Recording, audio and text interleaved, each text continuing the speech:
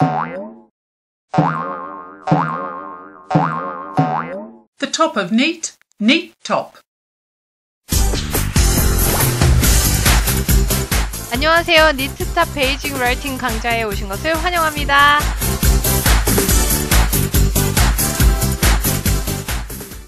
안녕하십니까. 니트탑에 오신 것을 환영합니다. 저는 앞으로 베이직 라이팅 강좌를 맡은 티써니 박선영이라고 합니다. 오늘은 간단하게 베이직 라이팅이 앞으로 어떻게 이루어질지에 대한 아웃라인에 대해서 보도록 할 텐데요. 자, 마음의 준비 되셨죠? 그러면 시작해 보도록 하겠습니다. 베이직 라이팅 강의는요, 1부터 6까지 6개의 강의로 구성이 되어 있어요.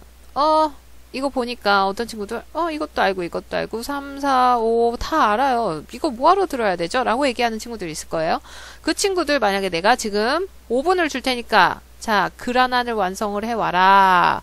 근데 1형식부터 5형식까지를 골고루 써서 20문장 이상으로 된 문장을, 글을 꼭 써와야 된다. 라고 얘기했을 때, 자신있게 손들고, 저는 할 수 있어요. 라고 얘기할 수 있는 친구들은 그닥 많지 않을 거예요. 자, 그렇다면 그 친구들은 이 강의를 통해서 좀 더 개념 정리를 하고, 그리고 좀 더 문장을 예쁘고 정확하게 쓰고 좀 더 장문을 쓸 수 있는 기회가 될 거고요. 어떤 친구들은 나 이런 것도 한 번도 들어본 적 없는데 어떡하죠? 저 이거 들으면 안 되나요? 어떡하죠? 라고 얘기하는 친구들에게는 기본적인 개념을 좀 더 정확하게 잡아주고 나아가서 나중에는 이 친구들, 원래 알고 있는 친구들처럼 정확하고 예쁜 글을 더 늘려서 쓸 수 있게끔 도와주는 강의가 될 거예요. 자, 그럼 다들 준비됐죠? 한번 가볼까요? 자, 따라오세요. 자, 이 강의에서는 우리가 좋은 글을 쓰기 위해서, great writing을 위해서 이 강의를 듣고 있어요. 자, 그럼 미술 시간에 준비물이 있어야 되는 것처럼 우리도 준비물이 필요해요. 그래서 기본적으로 뭐가 필요한지 그걸 보고 가겠어요.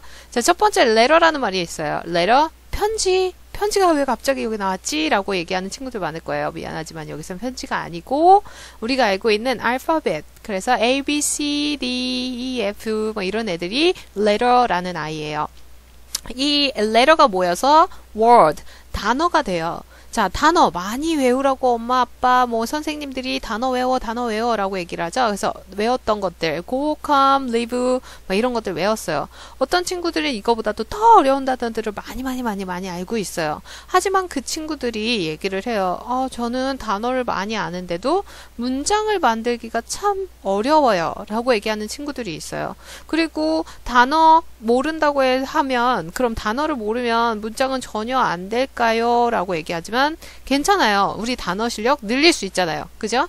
자, 그리고 다른 친구들은 앞에서 얘기했었던 형식, 주어, 동사, 목적어 막 이런 것들도 다 아는데요. 저는 왜 이렇게 문장을 만들 수가 없을까요? 라고 얘기하는 친구들 많아요. 물론 이거 들은 적 없어요 라고 얘기하는 친구들 있겠지만 걱정하지 마세요. 우리 이거 여기서 배울 거예요. 그러니까 따라오면 우리도 할 수 있어요. 자, 일단 이걸 아는데도 글을 쓰지 못하는, 문장을 구성을 하지 못하는 친구들은 이 단어를 외웠는데도 이 단어가 어디로 들어가야 할까요? 라고 고민을 해서 문장을 쓰지 못하는 경우가 상당히 많아요. 하지만 이 강의를 통해서 문장의 구조를 탄탄하게 만들면 우리 좋은 글, 좋은 문장 여러 개 쓸 수 있어요.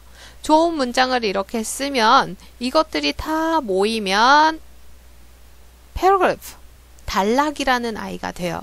선생님 저 단락이 뭔지 잘 모르겠어요.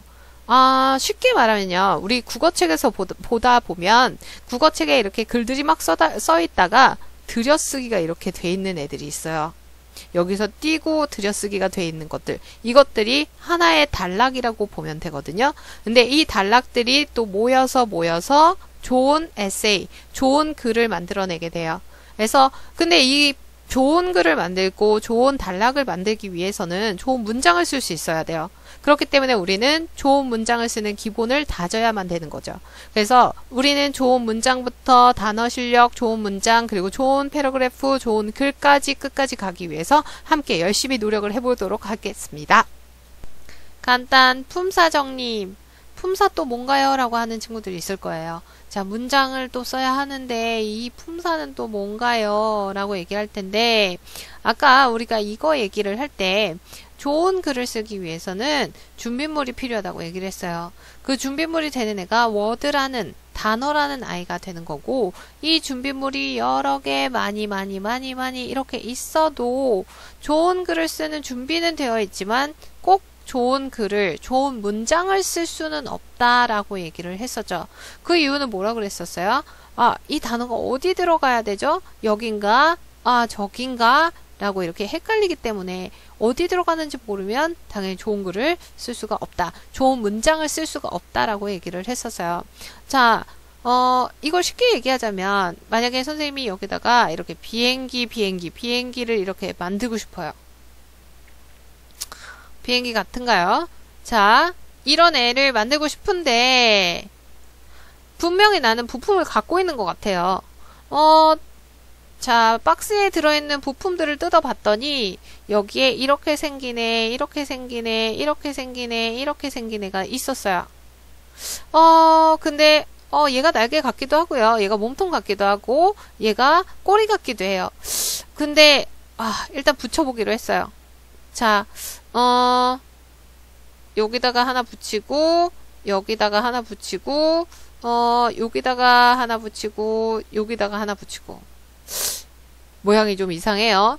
자, 이게 비행기가 될 수가 없는 거죠. 왜? 분명히 부품들이 자리를 잘 잡아서 그 적정한 자리에 들어가야 되는데 지금 이상한 자리를 잡았어요.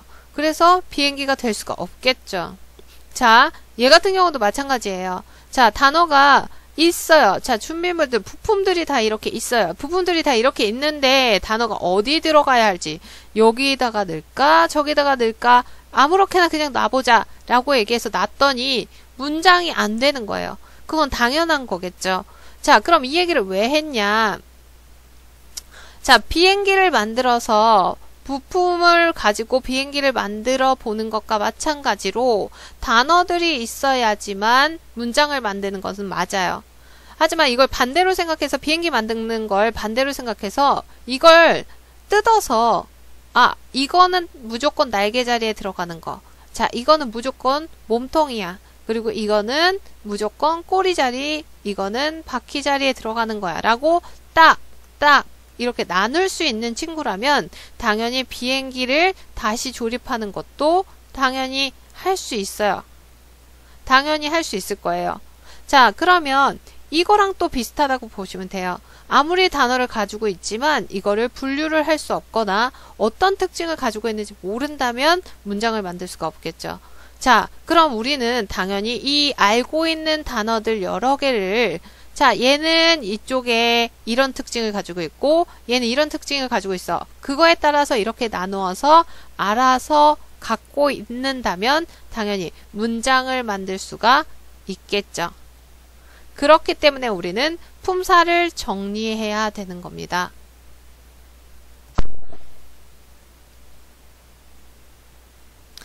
영어는 원래 8품사예요. 근데 우리 여기서는 장문에 필요한 그리고 좋은 그 문장을 쓰기 위해서 필요한 주요 6가지의 품사만을 간단하게 다루고 넘어가겠습니다. 첫 번째로 그 명사. 자, 이 명자는 밝을 명자가 아닌 이름 명자예요. 그래서 사물의 이름이든 나라 이름이든 자, 이름을 얘기해 주는 말이 이 명사예요. 자, 아까 비행기 얘기했죠. 부품이 어디에 정확하게 들어가는지 알아야지만 그 정확하게 비행기를 만들 수 있다라고 얘기했어요. 그것처럼 문장에 들어갔을 때 얘가 앞에 올까 아니면 뒤에 올까라는 거를 판단할 수 있어야지만 정확한 문장을 만들 수가 있다. 그래서 이 명사가 어떤 역할을 하는지 어떤 자리에 오는지를 알아야 하는데 그게 바로 주어, 목적어, 보어라는 아이예요. 자, 주어가 뭔지 목적어가 뭔지 보어가 뭔지 잘 모르겠어요 하는 친구들 있을 거예요. 자, 이 부분은 뒤에 가서 좀 더 자세히 얘기를 해줄게요. 자, 하지만 이제 명사하면 얘네들은 어느 자리에 들어갈 수 있다라는 걸 좀 더 쉽게 기억하기 위해서 우리 주목보 자, 주목보 우리 묵집 하는 것처럼 그렇게 알아두면 좋겠죠. 주목보 기억하세요. 자, 두 번째 대명사라는 아이가 나왔어요. 자, 앞에 있는 이 대자는 큰 대자가 아니에요. 이거는 대신할 대자라고 얘기해서 명사를 대신하는 말이에요.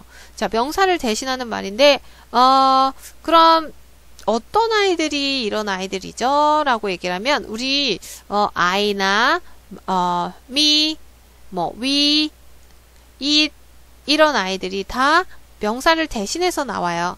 그래서 이런 말들을 대명사라고 얘기를 하고, 그러면 명사가 들어가는 자리를 대신해서 들어가는 거니까 역할은 당연히 명사와 같을 수밖에 없죠. 그래서 명사와 대명사는 역할이 주목보이다 라고 기억을 해주시면 되겠어요. 주목보, 주목보 기억하세요. 자, 세 번째. 자, 형용사라는 말이 나왔는데요. 자, 모양이나 어떤 상태나 뭐 이런 것들을 나타내는 말들이 형용사예요. 예를 들어서 상태를 나타내는 것 같은 경우에는 뭐 내가 아파요 라고 얘기할 때 쓰는 sick, 아픈이라는 말과 뭐 모양 같은 경우에는 뭐 big, 뭐 크기죠. 크기를 나타낼 때 big, 뭐 small, 뭐 cute, 귀여운 이런 아이들이 다들 예시가 될 수 있겠어요. 자, 근데 이 형용사가 가장 크게 하는 역할이 뭐냐면요. 자, 명사나 대명사 앞에서 우리 둘 얘기했었던 애죠. 넘버 1, 넘버 2에서 얘기했었던 명사와 대명사를 수식. 이 말이 뭐냐면요. 꾸며준다는 말이에요. 우리가 그냥 소녀가 있는데 그냥 소녀가 아니라 정말 예쁜 소녀라고 얘기를 하는 때가 있죠. 그래서 예쁜 소녀라고 얘기하는 것처럼 뭐 a pretty girl 이라고 얘기하는 것처럼 girl이라는 아이 앞에서 좀 더 특별한 뜻을 던져주는 역할을 해주는 애예요. 자, 그리고 문장 안에 직접적으로 들어갔을 때는 아까 명사처럼 보어에 해당되는 보어를 할 수가 있어요. 자, 네 번째는 부사라는 아이가 있는데요. 자, 부가적인 말이에요. 자, 부가적인 말. 그렇게 중요한 아이는 아니지만 문장에서 좀 더 세부적인 뜻들을 더해주는 아이들. 원래 태어날 때부터 부사인 아이도 있고, 변형이 된 아이들도 있어요. 근데 그거보다는 좀 더 정확하게 그리고 좀 더 중요하게 알아둬야 되는 게 장방시 이조양이에요. 자, 이게 뭐냐. 자, 장소, 방법, 시간, 이유, 조건, 양보, 뭐 이런 애들이에요. 근데 이것들은 좀 더 자세하게 알게 될 텐데요. 좀 더 뒷부분에서 이것들은 또 알아볼 수 있는 시간을 갖겠습니다. 자, 부사는 어쨌든 부가적인 말, 좀 더 그냥 더해져서 나오는 말이기 때문에 예를 들어서 always나 뭐 very나 이렇게 좀 더 강조를 해서 뭐 나 항상 그래 라든지 아니면 아주 그래 라는 식으로 해서 꼭 있어야 되는 뜻은 아니지만 좀 더 뜻이 부가적으로 되는 경우 그것을 얘기한다 라고 생각을 하시면 돼요. 자, 다섯 번째 동사를 보면 동사는 크게 나눠서 세 가지로 나눠져요.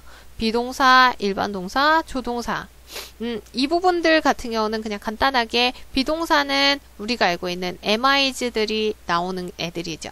자, 일반 동사는 이 amis, was, were 이런 애들을 빼고 나머지 동사들이 다 이 일반 동사에 해당이 된다고 보시면 돼요. 아까 단어 알고 있어요 라고 얘기할 때 우리가 얘기했었던 go나 come 이런 아이들이 될 거고요.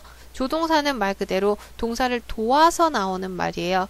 그렇기 때문에 혼자선 절대 못 쓰고 그래서 나오는 아이들이 뭐 can, will. 그래서 I will, 뭐 I can play the piano 라고 얘기하는 것처럼 can 뒤에 play가 붙은 것처럼 항상 혼자서는 못 쓰는 동사.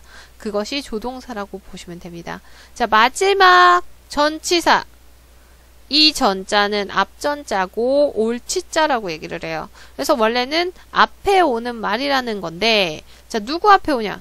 명사 앞에 온다라는 말이에요. 자, 그럼 그걸 뒤집어서 얘기하면 전치사 뒤에는 명사 이렇게 얘기가 돼요. 자, 이거는 그냥 간단하게 알고 가는 품사 정리예요. 자, 이것들이 좀 더 세부적으로 나오는 건 뒷편에서 좀 더 세부적으로 나오게 될 거예요. 본격적으로 형식이 들어가면서 이 부분들이 좀 더 다루어질 거니까 기본적인 정리는 꼭 알아둬야 되겠죠. 자, 문장 구성 요소와 기본 어순에 대해서 잠깐 얘기를 할 거예요. 주어는 도대체 뭔가 앞에서 우리 뒤에 가서 보자 라고 얘기하고서 넘어온 애인데요. 옆에 보면 S라는 애가 있어요. 자, S라는 애, 이건 영어의 주어라는 뜻의 영어의 약자예요. 자, 슈퍼맨 아니겠죠? 당연히. 자, 얘는 subject라는 단어의 약자예요.